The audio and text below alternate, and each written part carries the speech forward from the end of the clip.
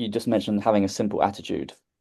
Mm. Um, I'm not a formal teacher to anyone, but I'm in a lot of groups and communities where, I do speak a lot and I share, and it goes two ways for sure.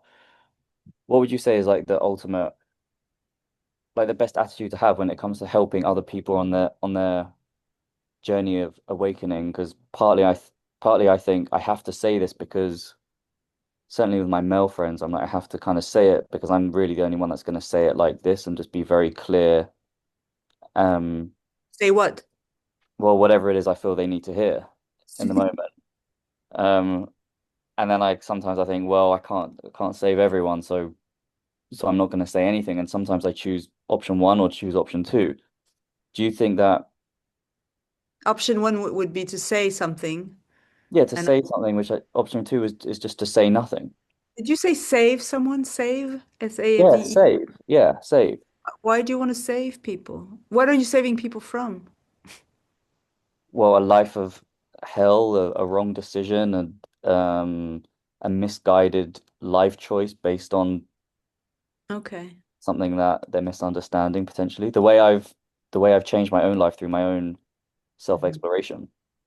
And so you do it sounds like you have groups where people come and ask questions, or is it more like in your friendships? Yeah, friendships, different spiritual Yeah, yeah. groups where I join to learn, and then we, Okay. like fellowship and peers and things like that.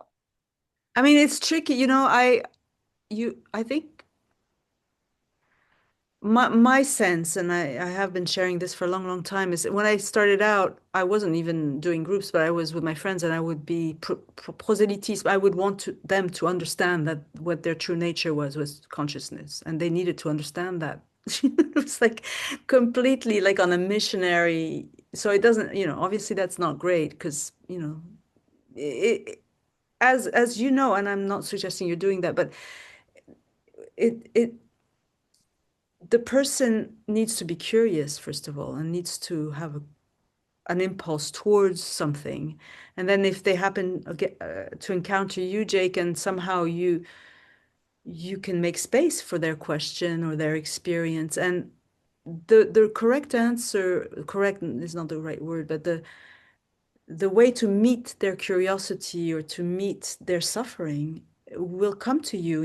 There's no right or wrong. It could be one day just to be very empathic, not mention their true nature or whatever, but just to really be there with their suffering, and so that then the separate self can relax. I mean, if the separate self is met with a sort of concept or idea about liberation or awakening, even the term awakening, I can't bear that term. Honestly, I'm like, get that one, bin that one, can't bear it because it's so misleading and people have make create so many fantasies about that. And I mean, at some point it can be useful, but I really wouldn't use that word too much. I think really just follow your heart, let yourself be touched by the people that you encounter in these groups, and maybe don't say anything. Don't say anything until the words are really like right in your mouth and the blah. Don't reach for some kind of spiritual idea, or even don't have any idea about where they should be going. Because we don't know, not everybody's meant to be exposed or understand this. Each human being has a trajectory of their own, and in a way, if as a friend, a spiritual friend, we're there to serve them in their trajectory Mm, and not impose our trajectory on their trajectory, even though mm, we might think, oh wow, I've got it. Like I know it. I know how it goes. But no, you don't actually. We don't. I mean, having said that, if you're lucky enough, as I am, to lead meditations, then you're the one who's talking. So I have to talk from my experience. mm, But I really always want to emphasize that each one of you, you have your own experience and your own, if you were to lead the meditation, you would have your own ways, and that's the most important, is to help people find mm. how do they connect with this mystery or this life or their feelings or Mm. the circumstance that is going on in their life? Right. So it's basically it's like being, yeah, like holding space and being that container or a mirror, and then whatever the conversation is, whatever the context is, pointing them back to themselves in the way that I've basically used spiritual teachers to help. I remember I said to Rupert Spira once, I want to come on this retreat. And he goes, well, don't come to spend time with me, come to spend time with yourself.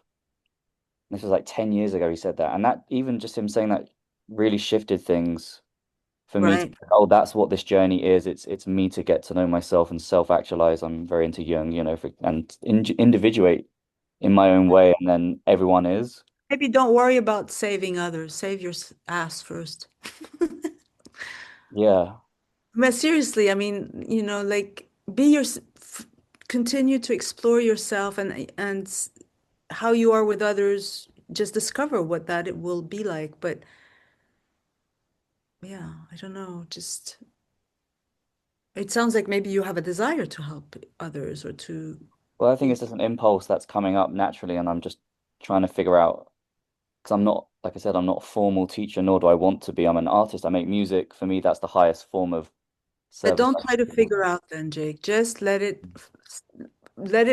be free and notice notice the moments where you're a little bit trying too hard to set somebody on the straight and narrow of non-duality. After the fact, notice what did that feel right?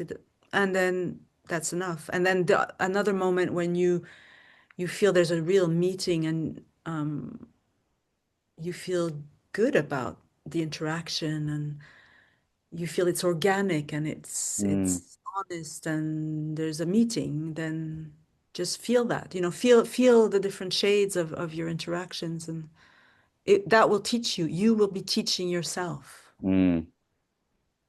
Yeah, that's really useful. Thank you.